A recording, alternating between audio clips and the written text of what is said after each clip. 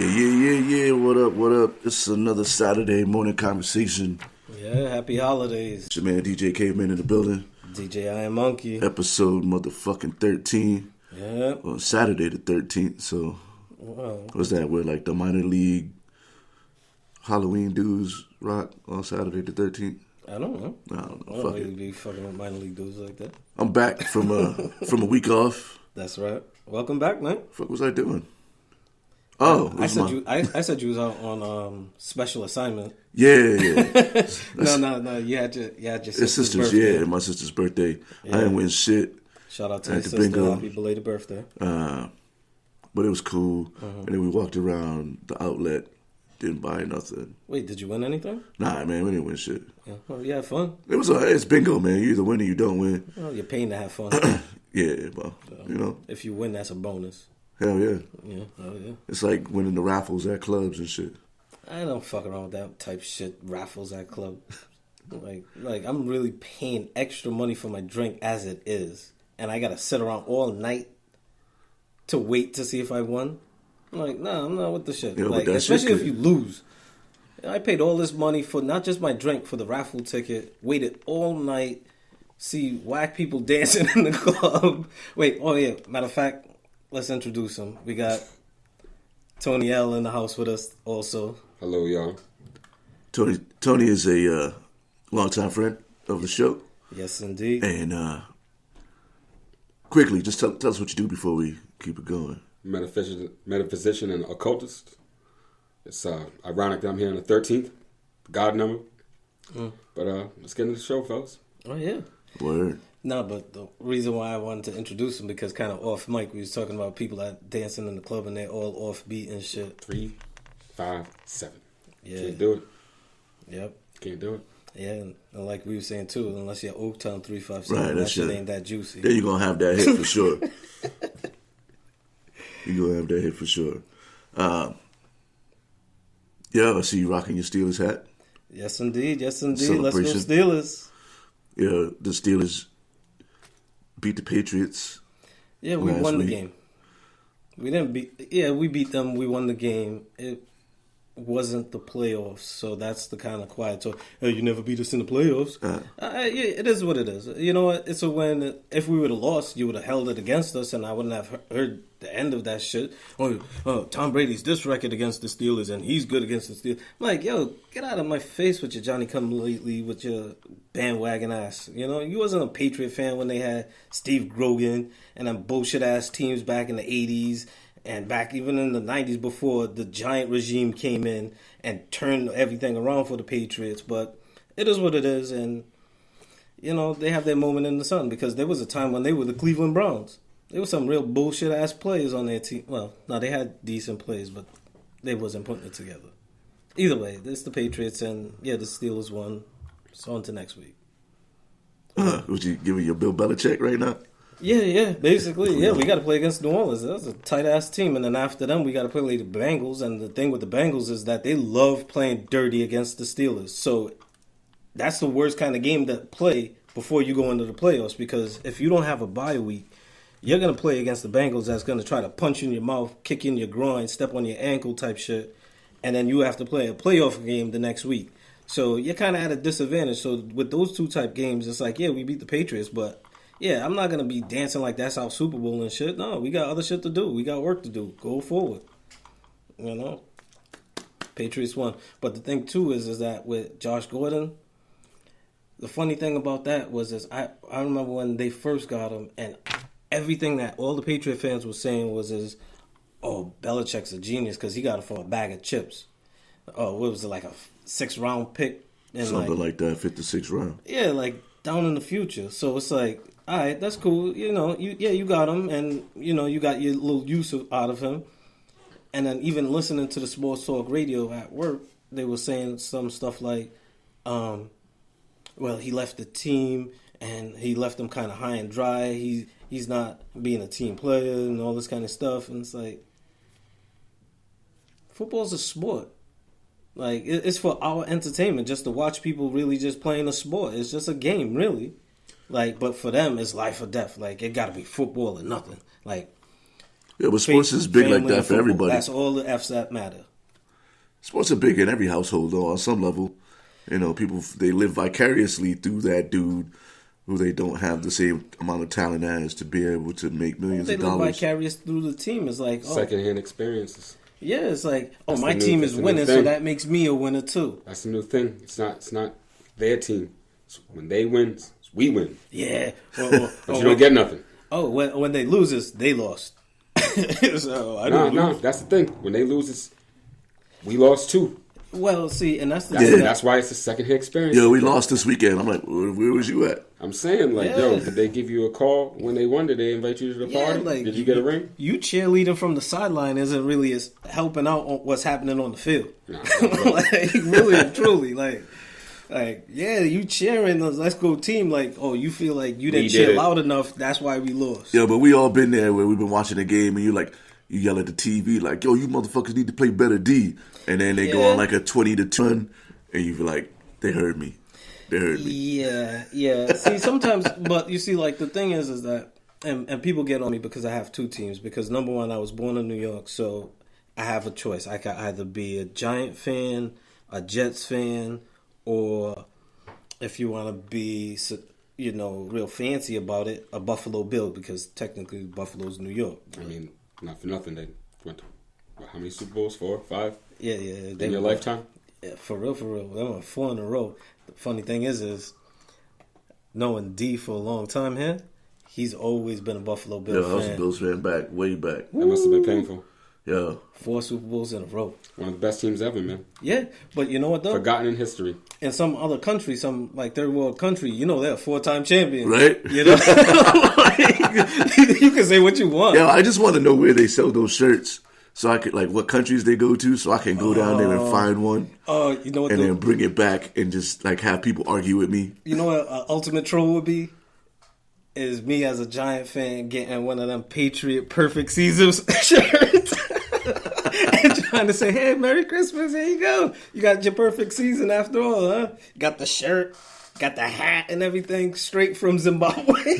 Like, I don't know why they figure that they're going to just dump that kind of miseducation on third world countries. And so, they've been like, doing that across the world. forever. Forever. Yeah, it's like- That's small time. Oh, yeah. We can get in that later. Because we'll touch base on that, and that's the reason why I wanted to bring that kind of shit up, because kind of segue into that down the road, because it's like, really and truly, if somebody from one of them countries came up here and like, oh, you know what, I'm a Buffalo Bills fan, yo, 4-time champion, like, what the fuck you talking about, 4-time champion? Like, what kind of alternate reality? Like, no, I have the shirt, I have the poster. D-Wave. Yeah. Oh man. Yeah, the D-Wave is that's a phenomenon, man. I mean, that'd be crazy if in like 15 years we're having a conversation and people are just like, yeah, man, remember the Bills won 4 in a row? And you're like, the fuck? Yo, that's what I'm saying. And then you gotta be like, go back, watch the tape, and if these motherfuckers, the tape shows that they won, oh god. Then I might really believe, nigga. I might really You believe. might, I mean, I think you should now, but You I know, mean, you might have Some to. of it makes sense, Yeah. but some of it I'm like, So you're telling me he actually missed that field goal? But yet, how he win?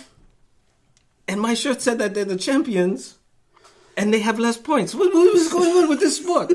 Like, oh man, that miseducation is like what can you trust now? Like, you're questioning everything that's being told to you. right? And they always send them to countries without the internet and shit. Yeah, well, yeah, that's the real fake news that's been broadcast from a long time ago. But imagine that. Yeah, we on. What's today? Today's the 22nd. Yep. It's the Saturday before Christmas. True indeed. Did you get all your Christmas shopping done? I should have some stuff delivered. That's why I keep trying to check my phone right now to see if one of Santa's helpers is dropping off the gifts. You mean the FedEx guy? Come on, man. Santa's helpers, man. I got kids still. Like, I want to keep Are they listening to the show right now? No, I don't know if they're listening to the show or not, but I still want to keep that pixie dust in the air so that way it keeps Take that the kind of... pixie ducks out the air, brother. Just take it out. Just blow it right out, man. Yeah. So you still got shopping to do, or you did it all? You just waiting for it to arrive? You worked hard for that. You better make sure they understand that you paid for that. Yeah, but then the thing is that why is my love have to be boiled down into this gift? Because you're accepting this holiday. Well, see, you don't have to accept it. Well, see, I say happy birthday, Jesus. Mm-hmm. So some people like... Oh, we're going to have a long conversation after this, huh? Yeah, I know. I know we are. Okay. I know we are. But see, then it's like, okay, I put Xmas and then I got a text from my mother about, it's Christmas and not Xmas. I'm like, yes, Ma, you're right. I understand. Oh, and it's my mother. And I understand because that's how it's been passed down. And sometimes you have for centuries now. Oh, yeah. Because you never want to believe your parents are wrong. Yeah, because... Your parents have been good to you. I've decided that what I'm going to do... And you always want to honor thy mother and father. If I ever get young kids, I'm going to just dress up like Santa every year and be like, Daddy is Santa. And then they'll only grow up knowing Daddy is Santa. Yeah, we're going to have the Saint Nick conversation as well. Well, you see, and that's... It depends on what kind of... As Santa. But everybody presents a certain reality for not just themselves, or create a universe of reality, not just for themselves, but for their family and for their friends. So, but if everybody's celebrating the same holiday, are people really being individuals and creating their reality? Or is the system around them creating the reality for them? Well, what it represents to them as an individual is one thing. What it represents to everybody on a mass scale is a totally different thing. But everybody's doing it. Well, yeah, they are, but everybody has their own little version of it. Yeah, but you could do other things. Yeah, you can. You can. There's native people that celebrate Thanksgiving, like Christopher Columbus. I've seen Haitian people put up French flags when that tragedy happened in Paris, and there's no excuse for that. That's true. And one show that I've been watching, I'm kind of waiting for it to come back on TV is American Gods. I know they have the book, and it's a good show. Yeah, that show in itself, it touches base on like the old gods versus the new gods, and like how certain stories have been passed along, like how you said that we were going to touch base on, but like how kind of transitioning from how some people in other third world countries have that reality that Buffalo Bills is one of the best football teams ever, and that they're 4-time champion in a row. Like, there ain't nobody touching them. You know what? But that's been some kind of tales that have been passed along on that kind of train of things. That means they probably think the Patriots beat the Bears. That's crazy. Oh, yeah. The Patriots beat the best defense ever. Again, that's my favorite team. Forget any other team. They beat the Bears of '84. They had the perfect season. They beat the New York Football Giants and went 19 and 0. Damn shame what they do to our people. Yeah, but when you really look at it, everybody has their own reality of things and what they want to represent. I mean, if you've been a Knicks fan your whole life, you have your own reality.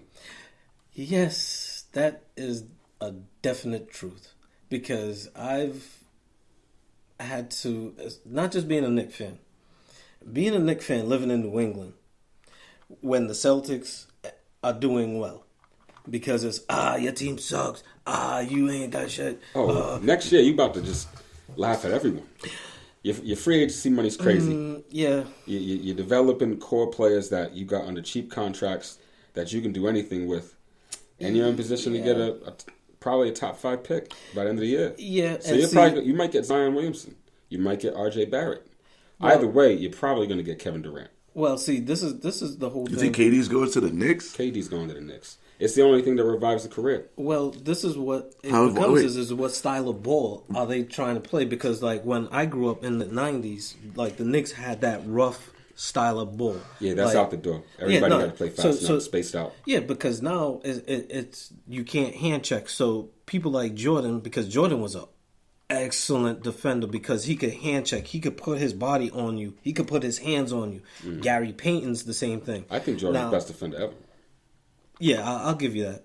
Also, the thing too is, and this is why Scottie Pippen is still one of my favorite players. May not be the best player, but one of my favorite players is because what his skill set was, it allowed Jordan to be who he was.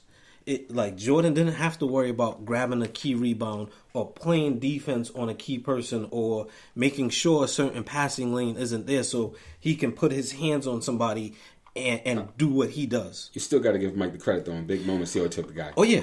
Oh, yeah. But no, Pippen, I'm always hard on him because he made top 50 over Dominique, and that's a travesty.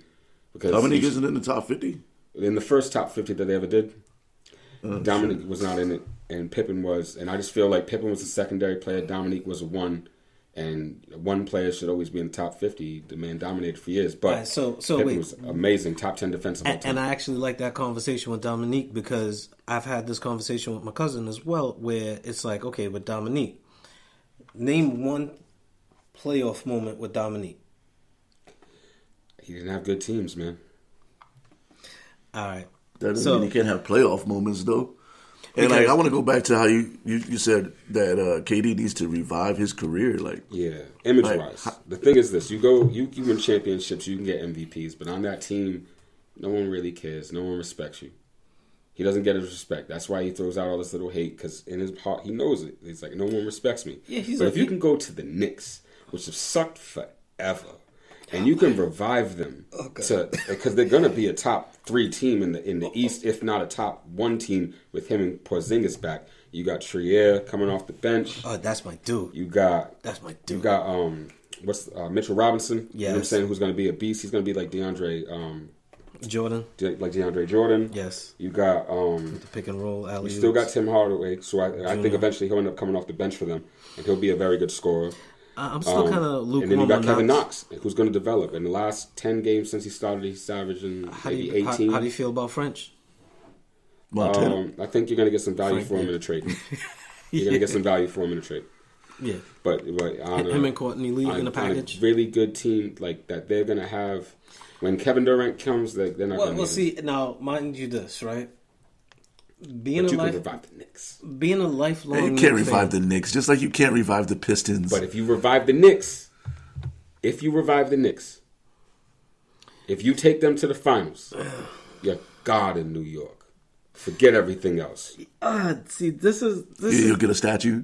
Damn right. All right, so wait. If he wins a championship in New York, and it happens to be in the last 3 years of LeBron James's reign, he is God in New York. Now, being a New Yorker, you sound like a Knicks fan. True. I'm not, but I mean they've been through it. Little known fact though is that Tony over here is an avid basketball fan. Oh yes, from a long time. The man could play. I put my money up on him. Yeah, we was all on the same team with the J at the J. I was better than Tony for about 6 months. Early on, we was like 10. Now, played college. Now I gotta foul him and hack him, or he still might score on me. Yeah, if anything, I'm trying to be the coach to try to pick him up on my team first. Like I got first pick. All right, cool. All right, I got Tone. I got my point guard. So, he's good to go. What if KD go to the Pistons though? Nah. Yeah, that's just not gonna happen. Go to Washington. Because him in DC, doesn't he have like DC roots? Yeah, he's from DC. That doesn't give you anything. This is about the drama of it. All right. Well, so wait. Look, Tone. KD's going to the Knicks. You heard it first. KD is going to the Knicks. Wait. Hold on. Pause. But before that, he's going to go to the Pistons for like 2 years, win a ring, and then they're going to trade him to the Knicks for draft picks. And then he's going to go out. Wait. After he has a knee injury.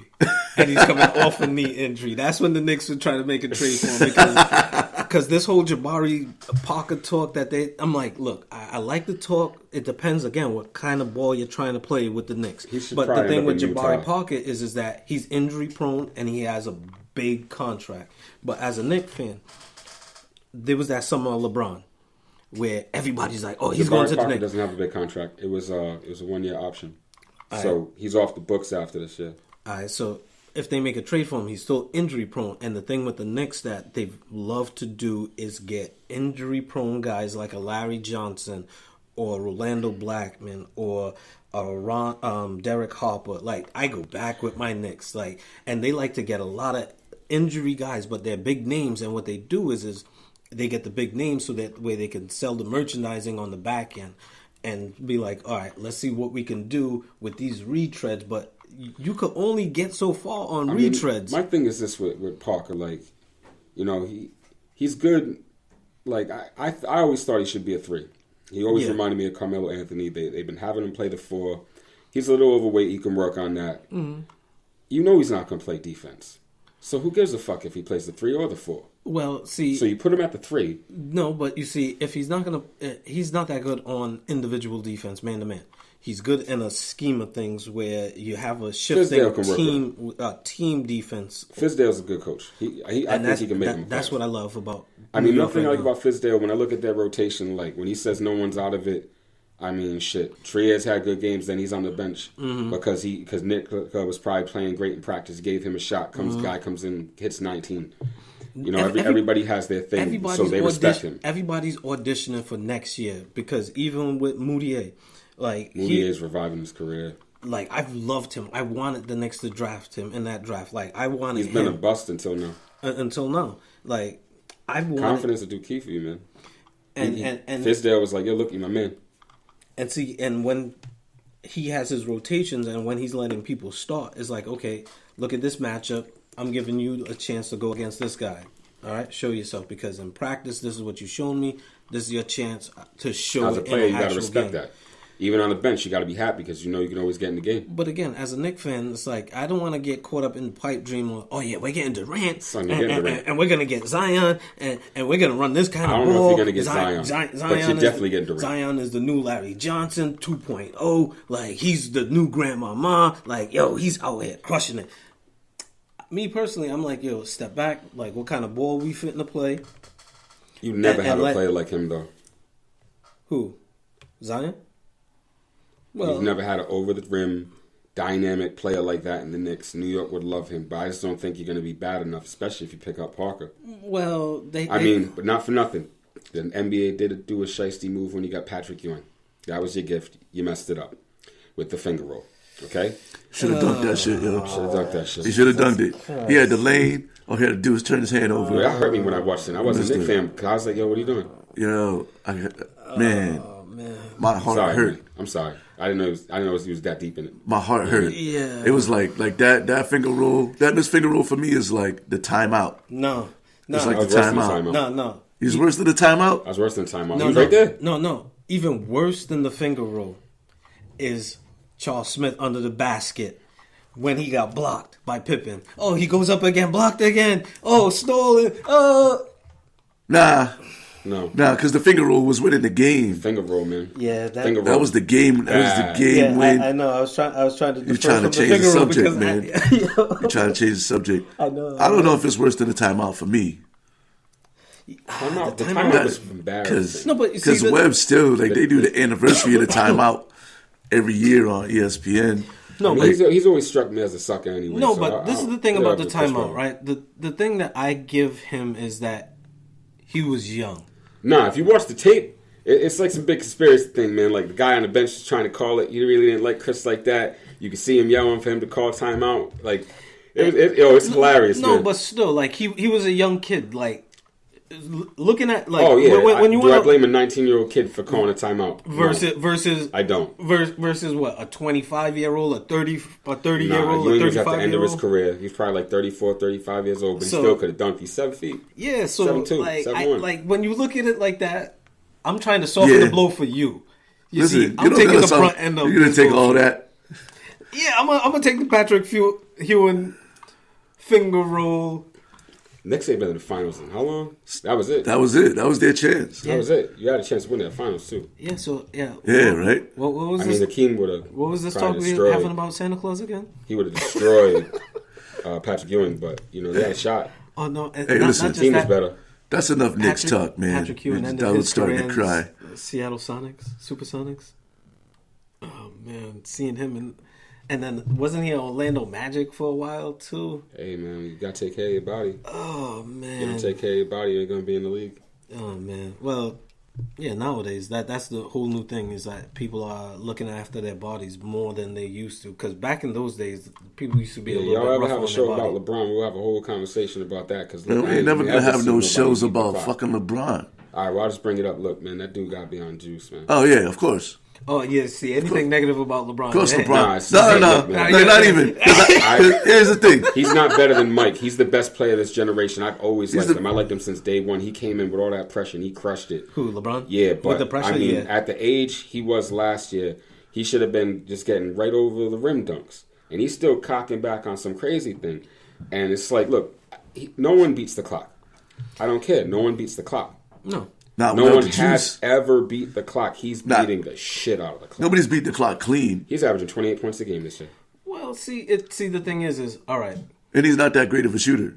You're supposed to learn. No, he's shooting 40% from three, man. He's doing You're supposed really to well learn from the era in front of you. So if you're learning from the people in front of you, okay, this is what happens if you don't take care of your body. This is what you should be doing to actually take care of your body. At this point in the game, there's nobody that's deficient for money in the league. You could be a low-level player and have enough finances to make sure your body's in peak condition and getting peak nutrients all the time. That's not a problem.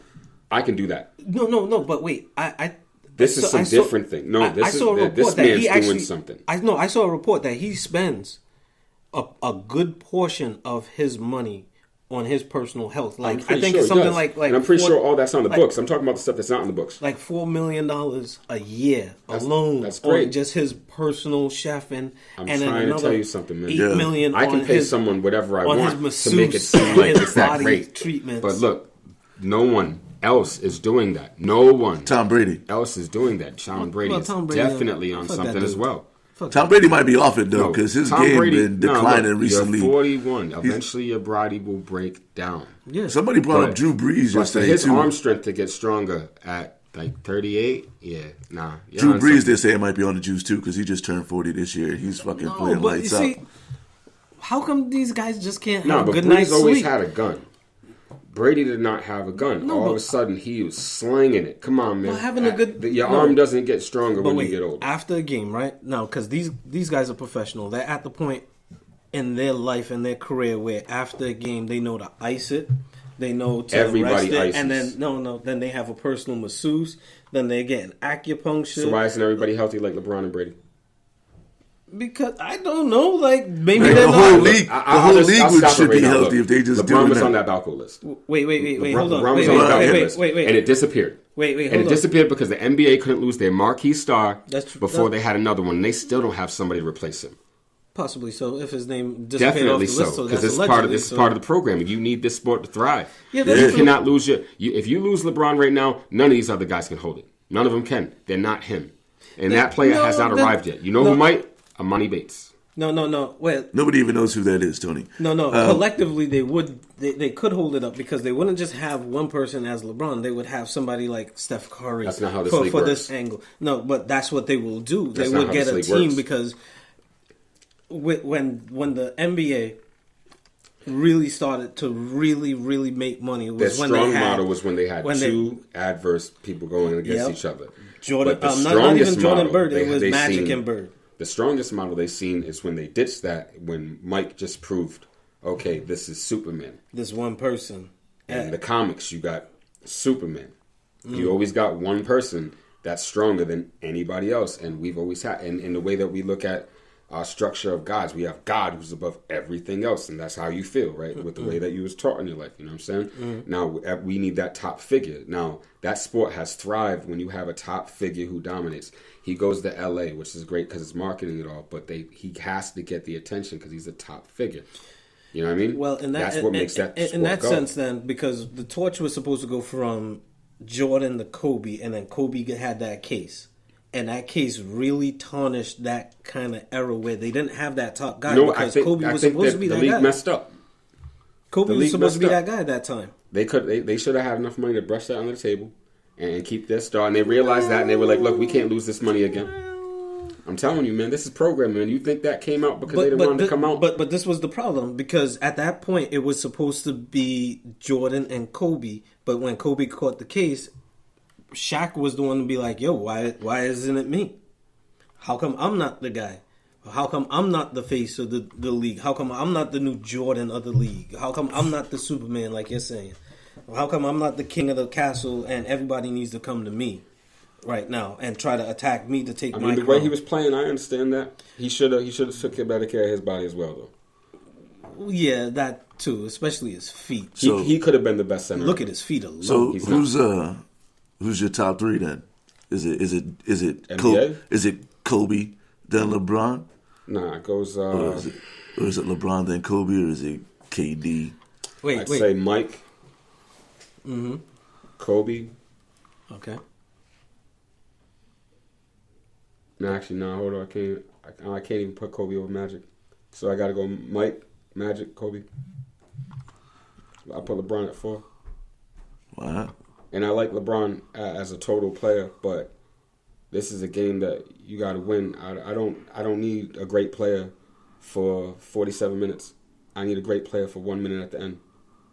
And I need a player that can give me absolute results at the end. So wait, in that particular case, where do you rank Robert Horry?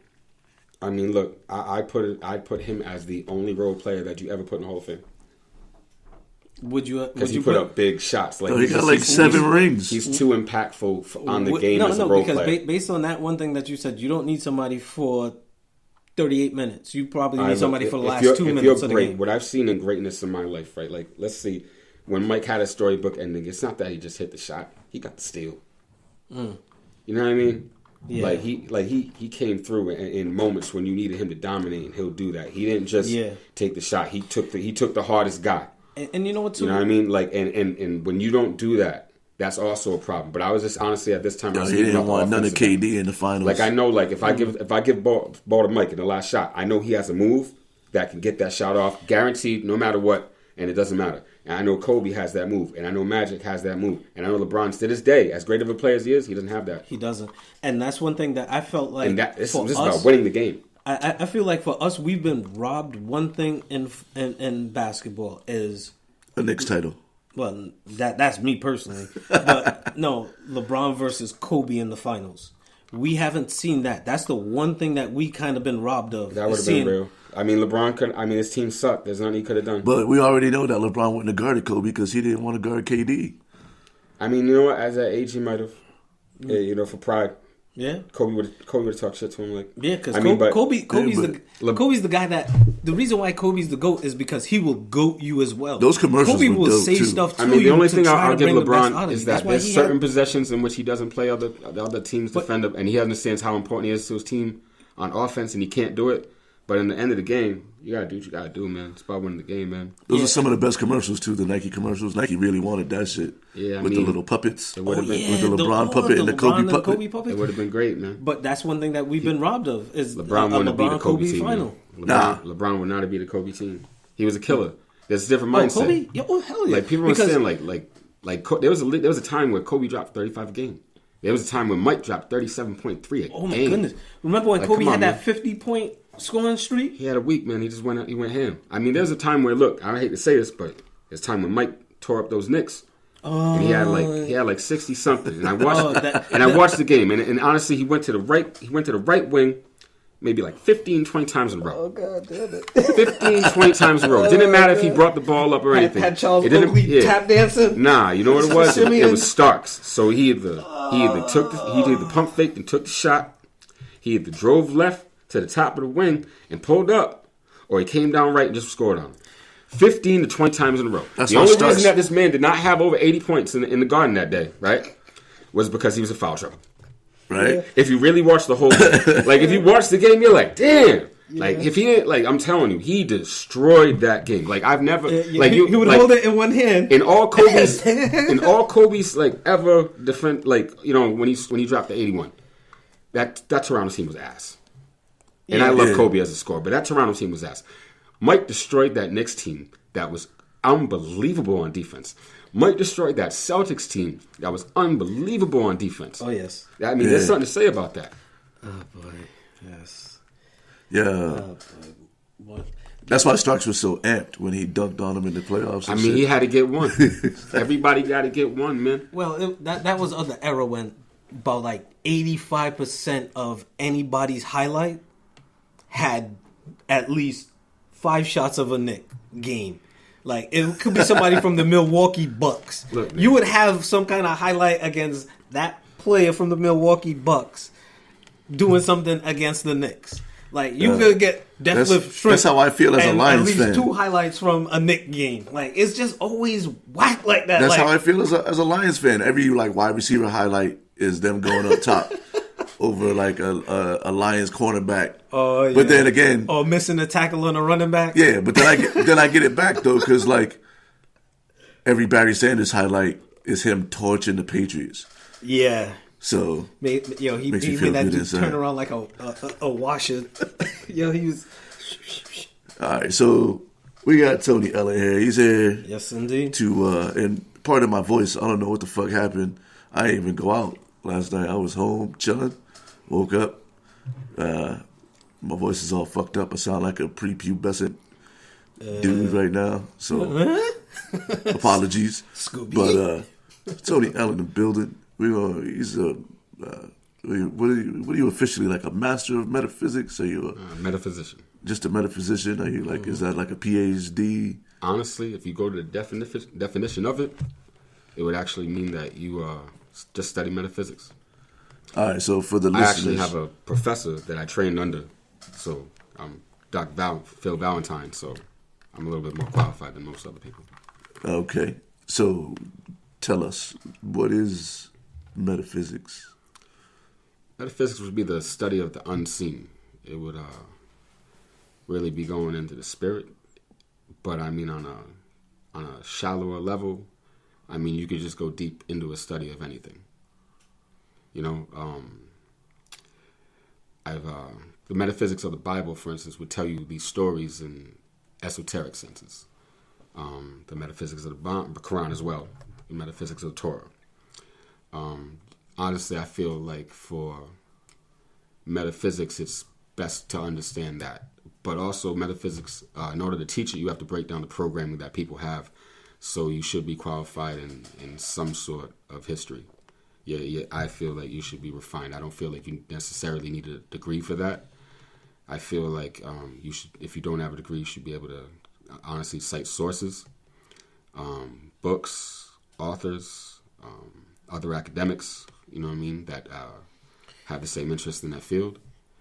And, it's the programming that you really just got to get through first with everything. Like, so basically when we're talking about football, basketball, that's the Roman Coliseum. That's the thing that keeps you occupied so you don't speak about these issues, constantly, That's why people don't talk about politics as much. That's why people don't talk about religion, because they're having them secondhand experiences where it's we. I mean, I remember when I was deep into football, which I don't watch anymore for a variety of reasons. But I remember when the Patriots lost that game, like, I took that harder than any loss I ever had on a basketball court. Oh, damn. And, like, I played in college. I played my heart out. You know what I mean? I played with a chip on my shoulder every time I got on the court. And I never took a loss like I took that Patriots loss. The one to the Packers? Nah, the one they I remember that one. That was the great. That was right. Yeah. We won the free Subway sandwich and shit. In the Super Bowl. Yeah. Like for me, it's like that for me. I couldn't like get that. Like why am I taking this loss? So I didn't watch SportsCenter for a week. I felt like I was robbed of seeing perfection. And I think it was more towards that than anything. Like I was going to see something that was perfect. Because prior to that, I had seen Barry Bonds, whack that home run, and I was like, oh my God, that's crazy. I saw the home run record, and then they took that away. And as a metaphysician, you go deep and study, you realize like, none of that shit even matter. Not a damn thing. So now, as a novice, say somebody that wants to start to, let's say, dip their toe into the pool of things, because it is a deep, it gets very, very deep. All right. But let's say they just want to dip their toe into the pool and just test the waters and get into it. What's the one thing that you would suggest that they look? Just to I would say, give them like a real nice overview. It could be like a movie, I'd say or a book. As far as a book, you can read it. You can audio book it. You could find it on YouTube. The Kabbalion. How would that be spelled? KY BALLION. Okay, not for the audience as well. Right. Just so. Now, the Kabbalion will go over the 7 Hermetic principles of Thoth, which in Kemetic terms would be the nature, Tahuti, which was described in Western terms as a god. So in terms of when these Greek people went into Egypt, which was ancient Kemet, they thought their Germanic word God came about. You know what I'm saying? Well, actually, it didn't come about then. They didn't know what they were speaking of at the time. Which is a whole other conversation, which honestly you would have to get into Walter Williams' Historical Origins of Christianity, which will tell you everything you need to know about the origin of that whole field. All right, so that would be another branch of things. Yeah, but as far as the Kabbalion, it goes into the first principle, which is honestly the only thing you really need to understand. And that is that the universe is mental. All right. More than anything. And they say that when you read it, you know, you're going to study and you're going to go back and you're going to read it again and you're going to find it in a different way. So wait, when you say that everything's mental, is that like, because I'm of the thought that when you think certain things, they come to reality. Okay, manifestation. Like, yeah. So it's like, you know what? That's your birthright. It's no, well, it's like, okay, in a particular situation, it's whatever my perspective of at the moment is my reality. So if I'm happy-go-lucky and I stub my toe, it's I stubbed my toe and I should move this, right? My reality of the situation is based on my mindset. Okay. If my mindset is on, yo, I'm fucking hungry, I'm tired, stub my toe, fucking who put this here? Now that is my reality. So it's based again on my thought pattern. Is that that's in, accurate? In the essence? I mean, the thing you want to do when you're speaking is, when we're speaking now, this is our conscious mind sitting here speaking to each other, which is understood as the ego. So this is the ego of Tony, the ego of Dawood, the ego of Dow. You know what I'm saying? That's what this is. So when it speaks to the subconscious mind, you really need to understand how. I don't know how to put this to you. All right, let me rephrase this. All right, if you was to say, I'm hungry, you created an entity that's like, I'm hungry, and it wants to live. So now you have to feed it, right? If you was to say, I'm going to be rich, you're not going to be rich now. Because your subconscious mind only responds to now. And what you're saying now. So regardless of what you are, you need to say, I'm prosperous. I'm happy. I'm doing well. Because if you say, I'm going to be doing well, you just created a time and space in which you're not doing well. And that's how it would work. So it's not really about being negative and you being positive and coming up with a positive reaction, or negative coming up with a negative reaction. Like, you could still be positive and end up with a negative reaction, because another rule in that Kabbalion is polarity. You'll get the good and you will get the bad. Now, there's ways and mental ways to overcome that, and we can go in that another day. But that's deeper into the pool. Yeah, that's deeper into the pool. How do I get abs?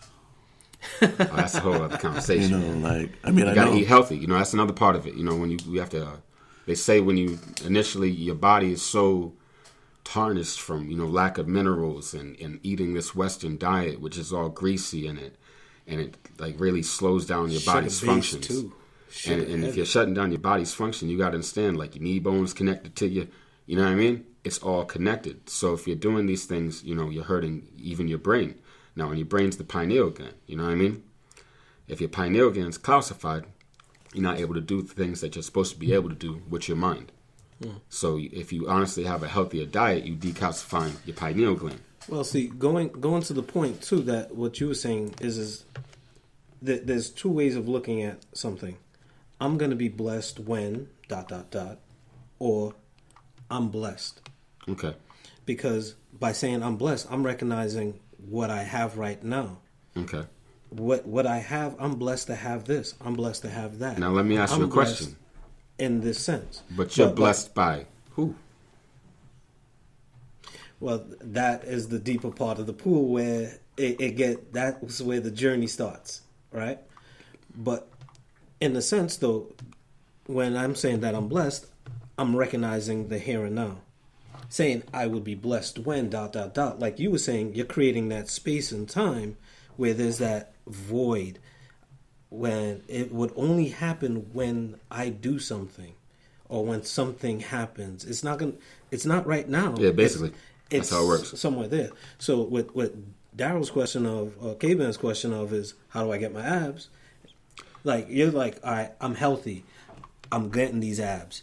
Now it starts in your mind. Then it trickles down. Honestly, when he used to say that the abs is in here, he needs to keep saying it. Yeah, the abs is in here. Yeah, the abs is in here. Yeah. Don't even say the abs is in here.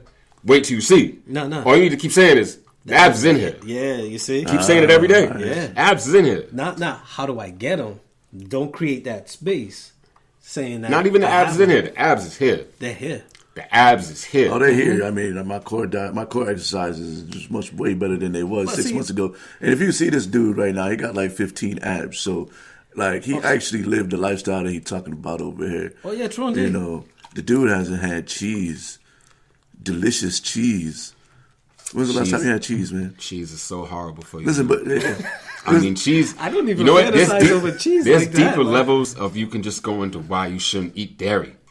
You know what I mean? Where do you want me to go to it? I get that whole thing about whole dairy and being, you know, that comes from cows and cows are huge and all the fat and all that.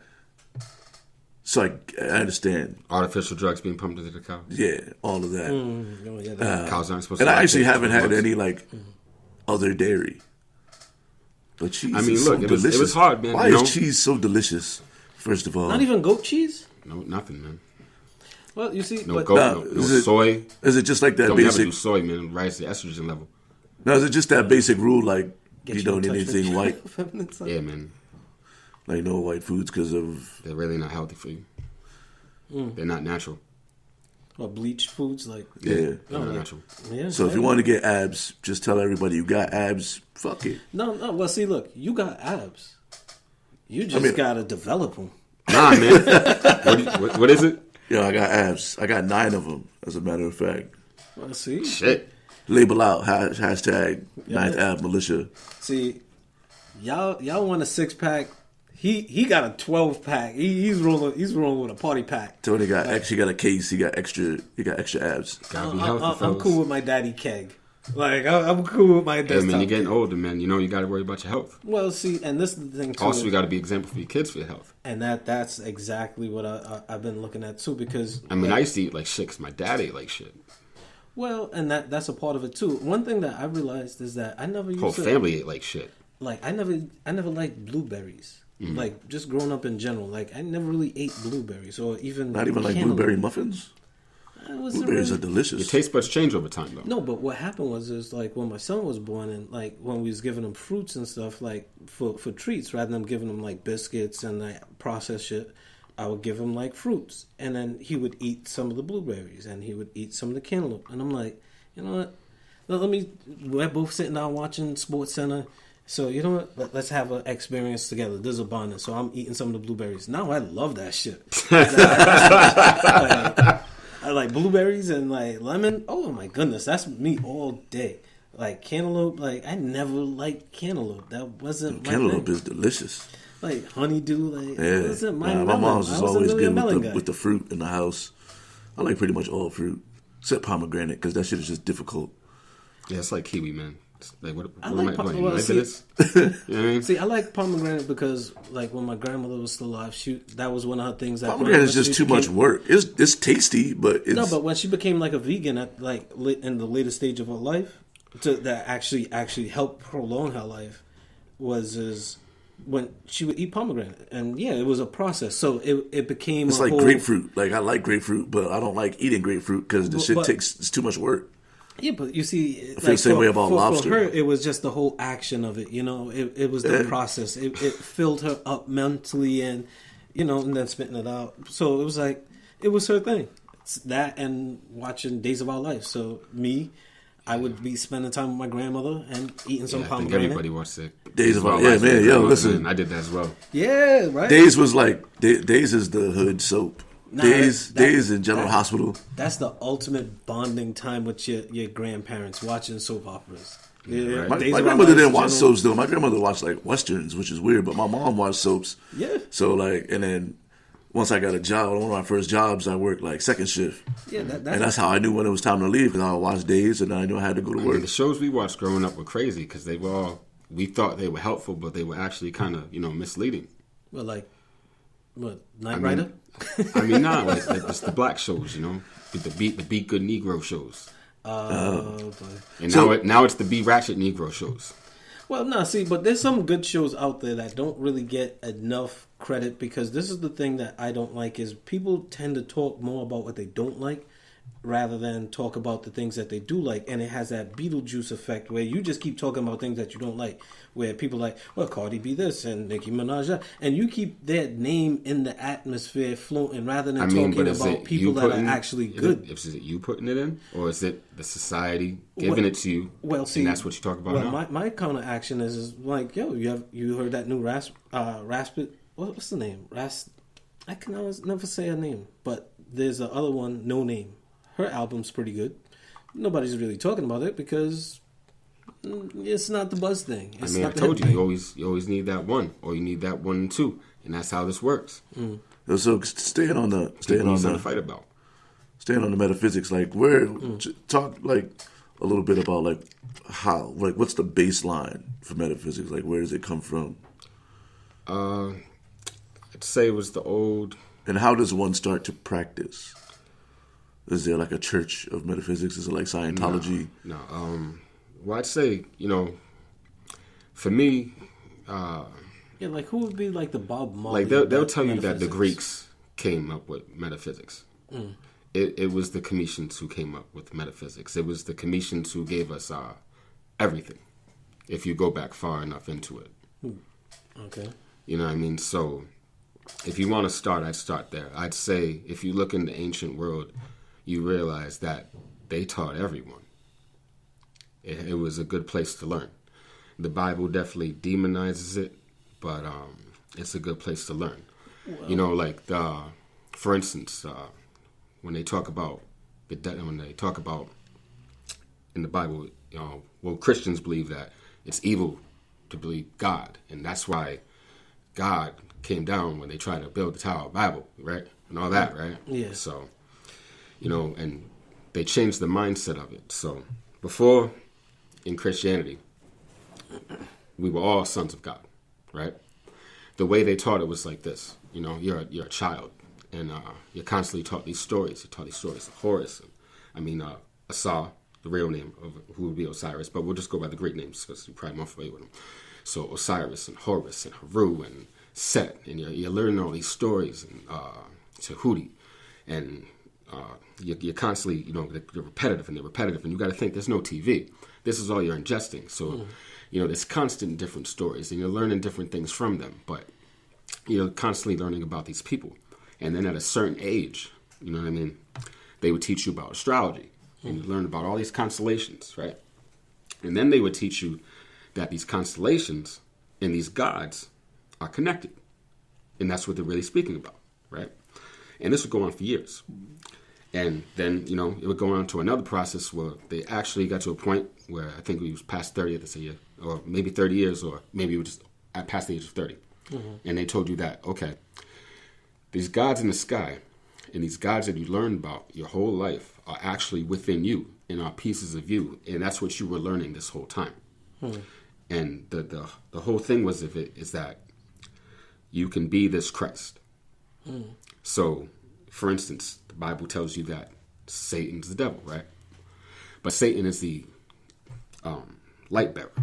He bears the light. The light is your soul, right? You look at the chakra system, the root chakra, that's Satan, right? That's who you are. That's a man who's embodying this. That's the soul. That's a man that's holding the soul within him. That doesn't necessarily even know that he's God. So you raise your chakras through different mental work, through different emotional work you do with yourself. Like when you're 18, you're supposed to... And my father, and like you said, it's passed on. Yeah, definitely. So in metaphysics, is there room for fate? We understand I'd say the old ancient Cometians, when they talked about faith wasn't like blind. Faith was like, I'm going to set these crops, and around this time they're going to harvest. And I've seen this happen for a long time. Or I know that this star is going to do this certain thing every time this year, every year. And it happens over and over again. And I put my faith in that. Yeah. Your faith doesn't come from something that was blind. That came in when they tried to start subjugating people's minds and controlling. And for a control factor, yeah. Because, see, being a person of faith, and I try to say, well, look, I look at the Bible as a book of stories, right? It's nothing for some people, it's something sacred, and for them, I leave it to them. Everybody has what they deem as sacred, and you have to respect it. Okay. I mean, you have to understand everybody's on their own frequency. Exactly. And you can't really change them. So for me, I'd like to put information out there. And if someone can attach onto it, then that's fine, and I'll go with them. And I have a lot of people that are even scared to let other people know that they're interested in it. They usually hit me in my inbox or something like that. And then I have people that would even attack me on it. You know what I mean? Because it's so into their mind. You want to name any of these people? You put anybody on blast? No. No names. Put some names out there? No names at all. You know, we can trying get to them get on messy over here. Oh, I'm always trying to get messy. No names at all. Because that's not how this works. People don't learn that way. You know what I mean? It's all about teaching. You know what I mean? Yeah, because people get defensive if Yeah, they feel like people they're being get attacked. defensive. They go through cognitive dissonance. You know, if the best person you ever met in your life told you something, you would believe it. And it would be hard for you to believe something contrary to it if this was the person that controlled you. And, you know, you don't think you controlled you, but your mother told you sit down. Your mother told you shut up. You listened. Yeah. That's how you learned it. If you didn't, you got hit. My grandmother told me if I did this, that would happen. So that would be my truth. And that's what it is. Yeah. You know, I say, like, if you're a metaphysician, you could be accepting of everybody's thing. What you have to understand is that there's pieces in everything. Because all of these people learned there, and the original inhabitants of all these areas were African anyway. And you have to understand over time, if everything wasn't like, there was a process to this. So if everything wasn't passed down in time, people probably just lost a lot of information. And then there's wars, and things get destroyed, and you lose information that way as well. And stories are retold. Exactly. You know what I mean? But people don't understand that this is one story. This is everyone's story. Well, everyone was melanated. Story. And it was a world story, and a certain group of people took it, and they made it a piece of history in their story. To glorify themselves and demonize the others. No, you needed to have an image to pray to. You needed a white image to pray to. You know, if you, it's just, if you think about, you know, they tell you then they was arguing about Jesus in the Council of Nicaea in 325, right? But that wasn't about Jesus. That was about Serapis. Who's Serapis? Serapis was the figure that was created. Because it sounds like you're saying Sir Rapist. Yeah. No, Serapis. Basically, when the Greeks went into Kemet, they wanted to be worshipped as gods, and they weren't. Like the people in the temple just wasn't going for it, right? So I believe it was one of the Ptolemies. I got to go back. Don't hold me on that one. But he goes to a temple that's supposedly they say it was in Memphis, right? And these people in Memphis make him this god Serapis. So he goes back and he goes to the main temple and he's just like, look, I'm Serapis now and you got to worship me and everything. And, you know, they laughed at the guy. You know, we're not going to worship you. Mind you, these people are under their physical occupation at the time. But they understood that they didn't control their minds. So at that point in history, they closed down all the temples. And no one was allowed to worship at that time. And I think it was by fault of death. All of this is in Walter Williams' Origins of Christianity, if you want a more clear description. But that's how that went down. So they make this figure, and they're arguing about it around this time. So it wasn't even the name Jesus yet. Mary wasn't even the mother yet. Mary wasn't the mother of God until Council of Ephesus, which I believe was 431. So, and this is like, you can go back and look, Mother of God, you can see when it was commissioned. You know what I mean? So this is things that were added in. You know, like, you know, for people that are Hebrew and they tell you that this King James Bible is what we go on, and it's the King James Bible because it came from King James, right? And you have to understand, like, he got the purest intentions. Yeah, no, he had the purest intentions, but this is the final work, and then you realize that this Bible was revised until 1813. if you're practical about it, you have to understand that this Bible was written between 1604 and 1611. Now, by this time, I can't speak for everyone in the world, but I know my Ladino people that came from Spain and ended up being named Cape Verdean through slavery and ended up being Christianized there was deep in slavery. That happened in 1490. So would it be, I don't understand how it wouldn't be aware that, you know, there's black people in slavery. So when you start speaking about people in chains in the Bible, I mean, you're just talking about the times, you know. But let's say 1604, 1611, we're deep in slavery. God hasn't showed up in the Bible since, like, what, Noah? It's been a minute, right? So God, he doesn't come down. I mean, he comes down and he puts a spirit on King James. King James doesn't actually write the book.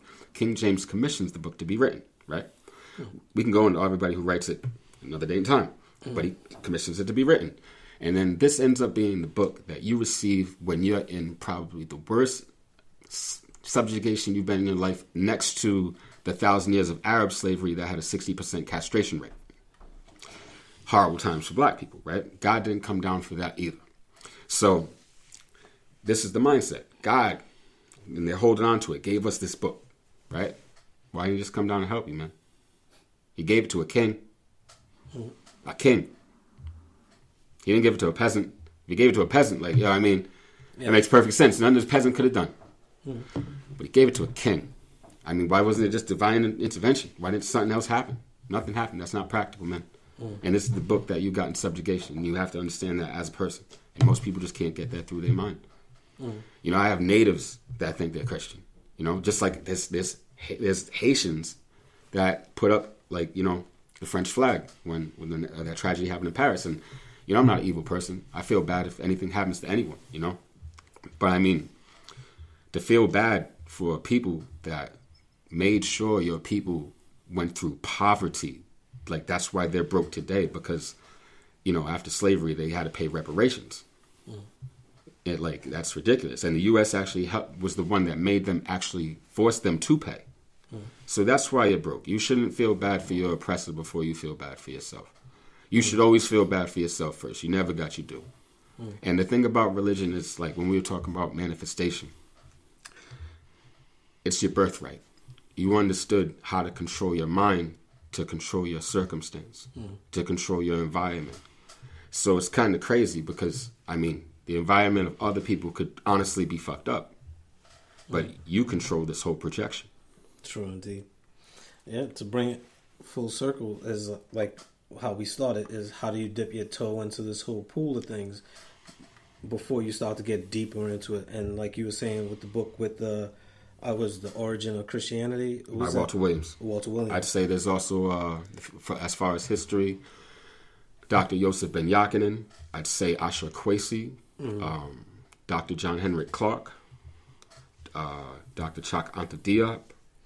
Now, see, in these cases, they also have the audiobook as well, right? Yeah, in most cases. In Walter Williams, no. You have to go out and you have to buy that. All right, and you also said YouTube, because I know that one problem that might happen, or one obstacle might happen is I know when reading some of these scriptures or even books, because I like to read things just to get a little understanding of it. I may not get as deep into the pool of things. Because I was doing astrology for a while and astronomy, and it got to a point where it was like, I'm going to stop here, but I could have a intellectual conversation about it. And also further my understanding as time goes on with different individuals.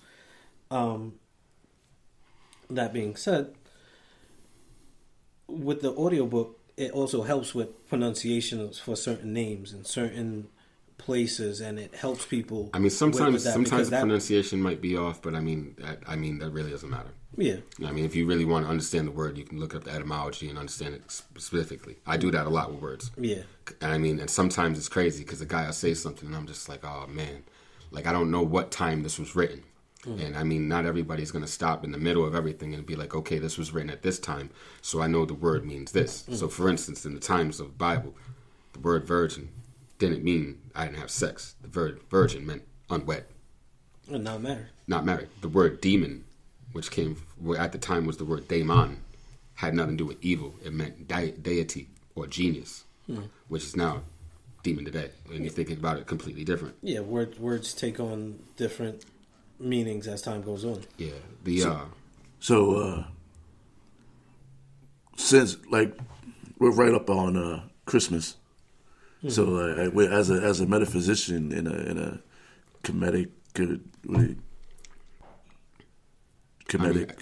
I study in the comedic sciences. Comedic sciences. That's what I was looking for. But I mean, I wouldn't say I stop at anything. I've looked into a lot of different fields. You have to as a metaphysician. You study everything. Okay, so like, as far as, because I know like you're not huge on the whole like Christmas situation. I mean, I feel it's the way it's celebrated is a problem. It was an ancient Kemetic holiday that understood the winter solstice. So you understood that, and this is why I wish we had video. Right. So if you was to look up the Crux and the solstice and the winter solstice online on Google, you'd see a picture, and it would basically show you the actual cross in which they're talking about, which was called Crux, and we all know that Jesus was supposedly crucified, right? And it shows you the cross and the 3 stars on the cross, as that's Orion's belt. That would be the 3 wise men, and they're pointing to the sun when the sun comes up and is reborn. Like, you could honestly tell this to a devout Christian and tell them that, look, this astrological story came before this story that you think physically happened. Now, there's the sun, and then he died for 3 days, and then he was risen on the cross. And you could show them this, literally, how this happens on the cross.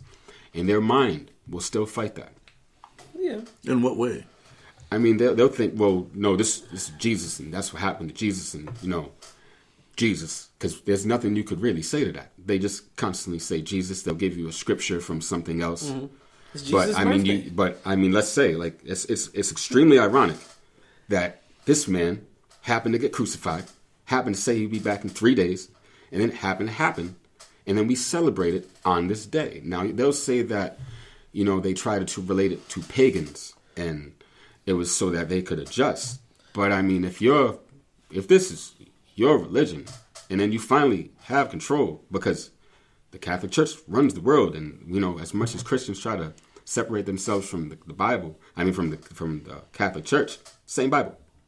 Yeah, same content. You know what I mean? Like, book, yeah. Same book. You know what I mean? You're getting the same information. It's like when people try to say I'm not religious, but I understand God. Like, hold up. You had to have that doctrine, or you had to have that book, or the idea of that book to even understand that word. You know what that's like? That's like somebody saying, you know what? I actually read Playboy for the articles. I don't even look at the pictures. It's there though, but I'm only reading it for the articles. This is what I'm taking away from the book. In a sense, right? I look at it like this. If you're going to read the book, if the book's confusing as hell, it's going to lead you left to right, but follow the whole damn book. That means don't eat no shellfish. You know what I mean? If you here in Rhode Island, there's this thing called, what's it called? Where everybody goes to get the shrimp and the lobster. I'm not going to lie. Nordic Lodge. Nordic Lodge. Everybody goes to Nordic Lodge, but nobody's Christian when it comes time to Nordic Lodge. Everybody wants extra lobsters when it comes down to Nordic Lodge. No one's Christian then.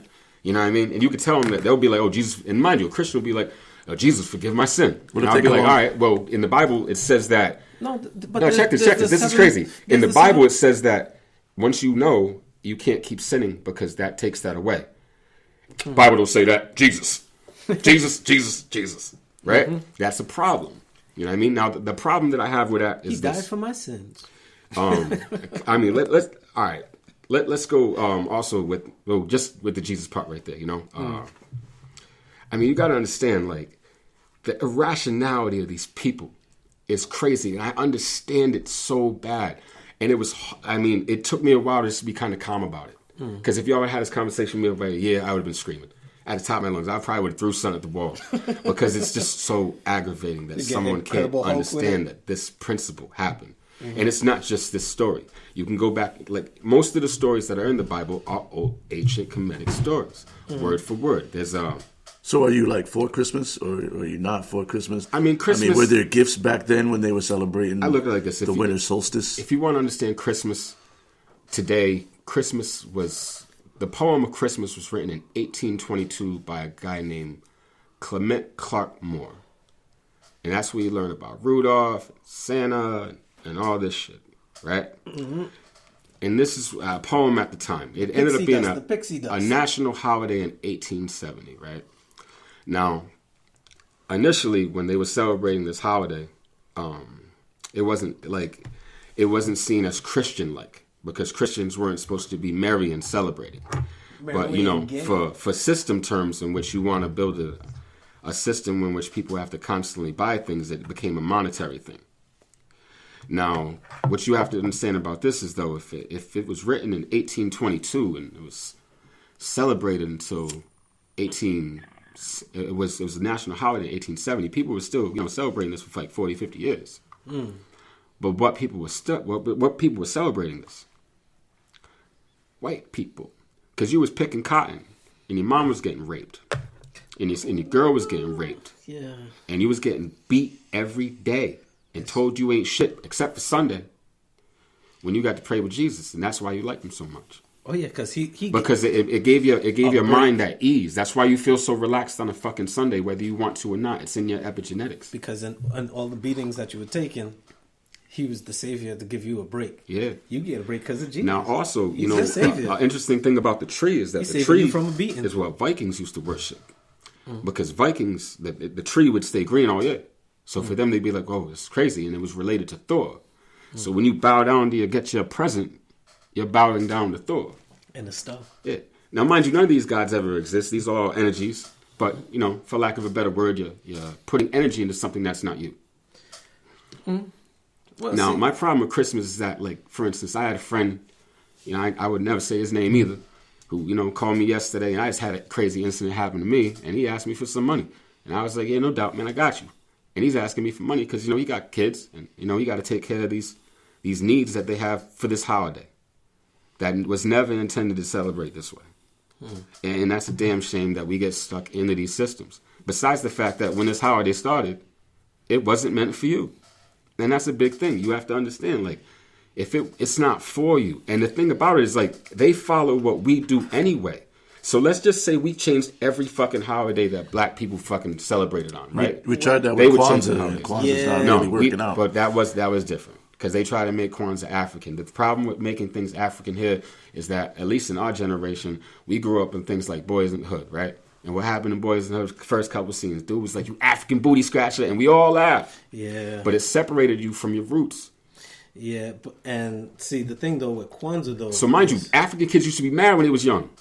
African kids used to be heated, and honestly, people used to see them as different. Nah, see, the problem, because I remember when I was younger, and my father was like, "Look, we're celebrating Kwanzaa this year. No tree, no nothing." Kwanzaa's not even a real holiday. That's crazy. No. But it's just invented, and like, when did they start? I mean, it's like Mormons. Like, you could just make anything up. I think it was like in the '60s. It was made to make some money. Like the '60s. It's not even been around that long. You see, Kwanzaa wasn't really. It was supposed to be an anti-commercialized thing to somewhat try to connect you to your roots with the Swahili words, to connect you, to get you into the culture. It was trying to introduce culture. So by comparison, this is what I noticed as a child. We didn't have a Christmas tree. We had the candles. We was doing the Kwanzaa thing, and it was different kind of gifts. By comparison, the commercials. When I'm watching cartoons and I'm watching TV, I'm seeing all these toys. I'm seeing all these kids and all these wants. And your mind is loving it. No, my mind is at war with it, because it's like, no, this is what it's supposed to be about with Kwanzaa. And this is what, and all of this avalanche of things. Now, fast forward, all my friends got Christmas presents. Hey, what'd you get for Christmas? What do you get for Christmas? What do you get for Christmas? Yeah. I'm not celebrating Christmas. I got Kwanzaa. What do you get? Well, I got this basket.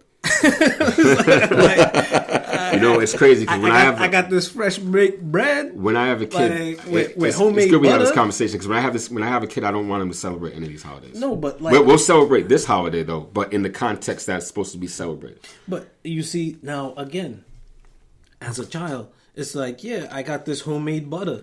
It's like it. Oh yeah, I got this bike. I got this video game. I'm like, fucking basket? For bread? Like, all right. Oh, what? I get something tomorrow too. Yeah. Oh. So think about that. That makes it. So you see where the battle was with Kwanzaa, where that kind of got crushed out with the avalanche of commercialism of toys, and you have to do this and you have to do that. You don't love your family, you don't love your kids unless you do this for them. Social program is extreme, man. For real. And that's the thing that I just feel like in the black community, and honestly, I as an occultist, I could care. Like I think about this in a different level, but on a human level, when I look at the black community, which I'm on a human level proud to be in, by 2053 in this country, like as a people, it's supposed to be broke. So when you're rushing out and you're doing things like that, that's a problem. Well, that's been systematic for a long time because really and truly. Oh yeah, but the thing is, like, what the whole society's towards us just spending. Well, see, again, like when it comes to it being systematically in schools, they don't teach financing and how to balance a checkbook and how to invest and how to really look at the stock market and how to basically really live the American dream and get that house. And you got to ask yourself who controls the school system. But it's the new set of slavery where initially when it came to slavery, not just black people, just people in general. Let me just say people in general. When they came, we're talking about slavery. Yeah. Here. Yeah. We're going to talk about black people because we're talking about Irish people that's indentured servitude. And that's different. So you can say black. That's fine. All right. So when they came here, they were in servitude. They had indentured slavery. Yeah, that's different. Right? They were treated like shit. Don't get me wrong, but they were not treated black. No. But what happened was the American dream was all right. I served my time. I can come out and I can live the dream. I can have a plantation and I can have myself some slaves now. That wasn't extended to black people, which is that was extended to black people. Black people own slaves. I'd say if you want to learn about this country's history, you want to look through it through a Moorish aspect, American indigenous aspect, and also a African slave aspect. Yes, and you see, but on the most part, we there's degrees and there's levels of it all. But on the they capitalized it off at the most. But now what it is it's. I'm just being honest about history, Now the new slavery is that all right? You go to school, you pay all this money for a college, you get yourself in debt first. You work yourself out of debt, and once you get out of debt and pay back all these college loans and all this debt that you have, then now here it is. The world is your oyster. You can do whatever you want. I mean, the funny thing about that is they don't teach you how to balance a book and how to. You have to pay to learn these courses in college, how to balance a checkbook if that's what you want to do. Not a lot of people tell you to do that. And that's where once you get out of debt, it's like, okay, now I have all this extra money. Here comes the avalanche of commercialism. I gotta buy this. I gotta buy that. I mean, not only that though. There's this thing where you've always pushed yourself when you're in that mindset of I got these goals, I'm gonna get here, and I got these goals, I'm gonna get here. And if you're manifesting your will in that way, those things will work. You know what I mean? But for most people, they find themselves when they finally accomplished all these things, and then one day they're just like, wow, like I made it. But you don't feel any different. You feel the same way you did every other day. You'll have that void. And then you have that void, and that's why you see people like Robin Williams kill themselves. Unhappy. Yeah. The void. I mean, you can buy pleasure, but happiness you can't buy. You can buy pleasures all damn day. You can buy you some hoes. You can buy you like a nice car. It's only skin you can go to deep. the club, just blow your dough, and just, you know what I mean? You can buy whatever. I mean, if you like rolling around in chocolate, you can buy a pool of chocolate and roll around in it. I don't give a fuck. You know what I mean? Like, yo, if not so you letting us in on a different world. Hey, right man, now, look, we're not trying to know. What was that? Milk bath? Milk bath? That tub with the God, lady that was giving, so bad. That was bad, lady man. that was giving out that was milk creepy. bath. She was white. The room was white. The tub was white. The milk was white. You know, I wouldn't even been in there, man. The toilet was dirty. It wasn't going down, man. The tub wasn't even connected to anything. The tub was just suspended. It looked like there was some wires or something in there.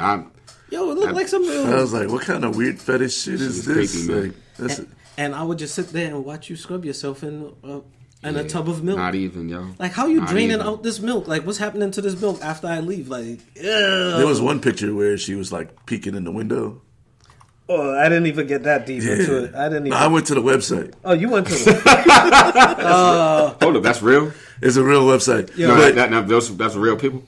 it's a real website, but then it says like Actors. no, it says like if you want more information, click here, and it goes to some dude's like Facebook page. Oh, did you? But- and you clicked That was there? hilarious. Oh man, I didn't I went all the research way that. in the rabbit See, hole. he wasn't even dipping his toe in the pool. He went straight in. I was like, He this is some weird Hold on, he's shit. going to talk about me. He's just like, yeah, I was thinking about dipping in this milk. Nah. I like was like, cheese. this Come is on, man. This is crazy. I didn't know how they made it. I needed to know if it was real. I had to know. I was like, there's no way. This is some real shit. So I had to click on. I went to the website. And I was like, oh my god, there's more pictures. But it didn't have a menu bar. Like it had the little thing. You were looking for a menu It didn't bar. have like the menu that had like anything else. So I was like, oh, contact. All right, boom. Click the link, and it just took me to some dude's Facebook page. And I was like, Ha, fooled y'all niggas. I'm glad that this is fake, because if this was some real shit, like first of all, It looked creepy. there creepy. was Yeah. way too many black dudes in the tubs. Yeah, just Like there styling was out. it was like yeah, I don't know, man. It was Oh man, making first of chocolate all, milk. That's how's a this bad appealing? shit. Man, listen, you know how I dive deep into shit that just makes my brain Yes. work in a weird way. Yes. We're not even gonna talk about the last time I No, we're dove in not. that hole. No, we're not. We're gonna. No. But yeah, I mean, it's a lack of happiness, man. Yeah, You know? like people would have a void, and they will figure, "I'll be happy when ... I mean, the and thing see, is, that's what we were that- talking but about if earlier. you was to do your comedic science and learn your mind, you'd be fine.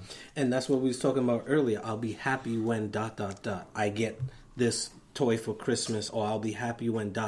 It's the new year, and everything is gonna change. You'll be happy when you say you're happy. Exactly. So see, when you say, All right, I'm gonna try this. I'm gonna not have no more cheese.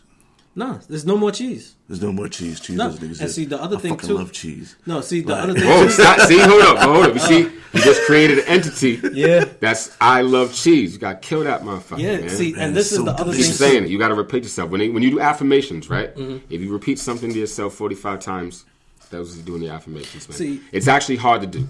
If you try it on your own, Wait, how many times? 45. All right. So if you was to say, But wait, I'm not eating cheese ever again, 45 times every morning, eventually you wouldn't eat no cheese. No, Yeah, because I wouldn't have even had any better. cheese for 45 days, and it would probably make my body hurt. I No, can't no, just no, say even I better. can't just say it 45 times in a row. Yeah, that's what I'm saying. You say it 45 times in a row And it's- every day. Oh shit, that's like That's what I'm saying. When you have to say it 45 times in a row, try it. That's Because a lot. when I used to do things, it's difficult. It actually is difficult. Your mind will start going somewhere else. You have to focus on but that. wait. But do it. Even better. What I would say is You need to say you got abs like that. I have abs. you see, I have abs. Yeah, I'm gonna try this shit. I'm gonna let y'all know how it works out. I'm 'cause sexy seriously, and I know it. Well, I mean, Hey, man, he got girls with that shit, though, and that was a horrible outfit. Yeah. Video, Oh man. my god. So, Lord have so mercy. I'm gonna try this. I'm gonna let y'all know how it works. I'm gonna manifest abs, and Yes. I'm gonna give up sugar, and But you see, like when I gave up cigarettes, maybe cheese. no. But see, look, when I gave up cigarettes, the one thing that I had to learn is I had to take that word cigarette out of the equation, because once I kept saying cigarette, it kept that image still in my head. So by you keep saying cheese, that image is always gonna be there. Yeah. So say I'm eating fruit. You was creating I'm that eating energy. fruit. That energy was like, yo. I'm eating fruit too. So like when you see cheese, Yeah, because you how don't many even times did you acknowledge say in it. your I'm life eating that fruit. you like the cigarette, that you love cigarettes? How many times did you say that beforehand? No, it was at that time. It was more No, I'm saying of- beforehand. When Beforehand? you was just smoking. When you didn't give a fuck. No, I never said that. You never said you love them? You just be like, yo, I got to get a pack. Did you say that? Yeah, it was like, I need a cigarette. All right, It was boom, hold it up. was a need. No, but what you said? I need a cigarette, right? Yep.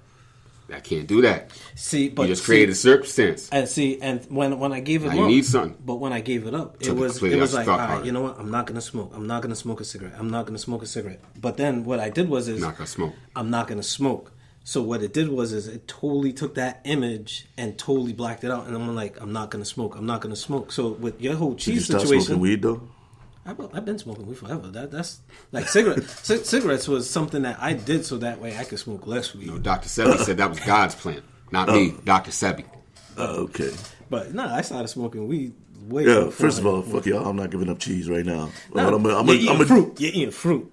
I'm eating fruit already. I eat fruit. I eat a lot of fruit. Like that guy in. Sometimes I put cheese on the fruit. Look, I don't want to act like I wasn't like the 18 cheese mac and cheese guy every Thanksgiving. You know what I'm saying? Getting it in. I almost had to get into it with my cousin's boyfriend because this dude hit the bar. He hid the whole bin of macaroni and cheese in the oven, man, and tried to say it was gone. Damn. Nigga, no.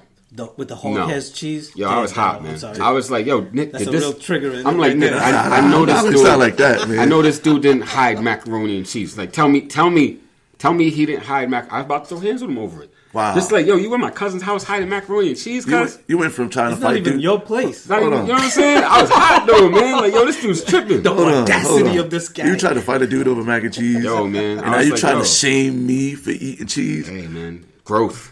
I guess so. Growth. I guess so. I'm just glad I'm at a happy place with me and my cheese consumption. I can have a hamburger and just so am I. But I know I can't get abs unless I give up bread and sugar and cheese. You don't have to do it forever, though. You see, you want abs to... my motivation to get abs is to have a better back. Like, number one, the way that I'm sitting right now is bad for my back. Because I'm not supposed to be sitting like that. I'm supposed to be sitting a certain way, number one. Number two, for me to get abs is for me to help out my back. Because now that you know my kids are of age where they're either gonna be couch potatoes or they're gonna actually have an active lifestyle. I gotta be that father now, playing hoops and beating my kids in basketball or doing something with my kids where, like, yeah, I still got it kind of way, you know, like. For me, abs is because I used to have abs and I know they're in there somewhere. I just gotta, they're there. I gotta peel them back off. I gotta peel. You got off. abs, man. Yeah. Of course I do. Listen, I do. Yeah, I work out. Well, some of it. You know, this dude be doing some of that shit you see on the internet. And I just be wanting to kick him in the back. Out there on the street. He be doing like fucking pull-ups and then crunches. Instantly saw him kicking DMX his legs up. It cuts the time, man. If you do those on the floor, you got to do like 500. I do them in the air. I can do 5 sets of 10. I'm good. It's just something, really and truly, it's just something about you, and we go way back. Like, when you work, just thinking about you working out, first thing that comes to my mind is DMX music. Soon as, like say if you just like sit down on the bench to like do some weights, like even arm curls or whatever it is, just DMX instantly. Like, I'm like, damn, all right, you know what? Lift weights, man. I won't even work out with those. Like, my man, I have a guy named Eddie. I gotta be in my basement here, just doing it by myself. I got this guy Eddie out here. He does. He used to break, you know what I'm saying? But he's a stylist. He did my Baphomet jacket. Shit's crazy fresh, man, from my past clothing line. Shit's ridiculous, right? Now, like, I won't work out with him. This man, like, ain't been to the gym in 7 years, and his muscles still harder than mine. Like, this shit makes no sense. Okay. He just does little things. Like, he'll still break dance here and there. Like, he'll box, but like, no one should ever be that tone or that strong. Honestly, it's a damn shame because, like, you know, I've grown a lot in my life, but honestly, it's a shame I didn't see this man fight. I want to see this man fight. To this day, I want to see him hit someone. I know it sounds messed up, but I got to see it. I got to see it. I'm putting it in the universe. I want to see him. Like, someone not pay him, and me happen to see him somewhere and him hit him. Because I got to see it. I got to see it. I know it's the instant one shot. Like, this dude's hands, like, I always tell people, like, when your fingers are thick, you got that 2-finger thick, you wasn't supposed to be, like, hitting a computer like you a soldier, dog. Yeah. That's what you were supposed to do. You know what I'm saying? Trying to type keys with 2 fingers. Yeah, you wasn't big like that for no reason, man. Like, you were supposed to knock someone out. And he's a short dude, but I still got to see it. I got to see it, man. He's probably doing, like, 50 push-ups before he goes to bed, and then when he wakes up, he's doing another 50, and then he goes to the shower, does 50 before he gets in the shower, and does another 50 when he come out the shower. Hey, man, who knows? Hey, who knows? He's told me, like, Tony, you want to work out? I want to be on that. Nah, I'm alright, man. I'm alright. I'm good. So, real quick, because we gotta wrap it up, because a motherfucker like me ain't finished my Christmas shopping. Oh, damn. You know, generally I shop on Christmas Eve, but this year I gotta work, so I gotta get my shopping done. Tony L. Yeah, my man. Thanks for coming on the show, enlightening us. No doubt, fellas, anytime. Trying to fuck up cheese at Christmas. Get you a cheese wheel, huh? Anything with you want walnuts on the anything you want to outside. shamelessly self-promote. Past clothing. Past clothing. Label out. Hashtag past clothing. Label out. The gear's nice, man. I got a couple shirts. Yeah, man. One of them is an XL, so I can't really wear that shit right now. But It's inspiration. It's inspiration. Makes the arms look good, though. So it does. So I work out with Tone every day, trying to get buff and shit. And he was like, "Yo, I'm gonna give you an XL shirt." And I'm like, "Nah," because Yeah, double X. I'm a fucking 2X at best, but I like 3. I don't like my shit to be mad extra armor, Under Armour tight. This dude brought me a fucking XL shirt, and I can get it on. But you can't pull your arms down? Nah. I was doing real good in the beginning, but then, I had some slippage. But, it fits up top. I can get it on and off without, like, falling down. So he loves the way it fits up top, man. Yeah, I always top. get a good material. Up top, I look diesel. I got the little short arms in the thing, so you can see all the... It's almost like Armani Exchange tight. All right. But, everything else... I look like Alfred Hitchcock from the side right now. You know what I'm saying? It's about posture too. It's like because you could do basic little things like with your posture, and that also helps out with your core. Because once you start sitting and carrying yourself a certain way, you're establishing. Oh no, believe me, we do everything, man. Lower back. No, I can understand. Like a motherfucker is strong. Listen, I've been working out with this dude straight for about a year now. Again, I already told you about the DMX thing with him. Yeah. Like, getting to work out. I know he ain't for the play when it comes to that shit. Straight for like a year, and you would think that he wouldn't have the body he has, the amount that he talks during the workouts. And this dude walk away, he'd be talking to people in the gym. I'm like, yo, dude, come and do your set. Oh, he's the man. You gotta work the same. He's the man in the gym. Dude's always politicking and shit, but still manages to have like a magazine ready fucking muscle mag body. You know what I'm saying? And sometimes I be trying, I just want to kick this thing in the back. But, good diet, man. But no that's because he don't eat no fucking cheese. No cheese, man. He don't eat cheese, he ain't bread. Fruit. But yeah, thanks for coming on the show, man. Hey, check out past clothes or anything else. Nah, I'm good to go, fellas, man. You know what I'm saying? Thanks for having me on the show. Yeah, thanks for coming, man. It's another Saturday morning conversation. Yeah, man. Here Merry with us Christmas, next week. man. Happy Kwanzaa. Have a good Christmas. You know what I'm saying? Don't spend that unnecessary money if you don't need to. Keep it to yourself. Yeah, man. Don't mortgage your family for a gift. Hey, man, not the move. Next week, we're gonna get into New Year's resolutions and motherfucking, New Year's and all that. Oh, yeah, Enjoy your Christmas. Year wrap up too. Year wrap up, all of that. I'm gonna do. The best. Worst and and worst. then we moving into 2019. Yeah. All right. I'll be a better person when. Yeah. I'm gonna start working on my abs next that weekend. Works, though. Yeah, 2019. You know 2019 is my year. You get to see the same fucking memes again where they fucking go move people like different shit. In 2018, my life was shitty, but in 2019, it's my year. Oh yeah, it could be your year. Same thing that they've been saying since 2008. Yo, 2009 is my year. 2010 is my year. Fuck you in 2010. 2011, I'm making it pop. I'm getting it popping. 2012, yeah, we on the scene. We out here. Popping right now. Yeah, right? 2019, I'm keeping it lit. It's a Saturday morning. I don't know. Yeah, it's a Saturday morning conversation, man. My voice will be better next week as well. Y'all get to hear more of this deliciousness without the extra rasp. What? I'm not labeling it as deliciousness, but okay. Yeah. For the listeners. And we out.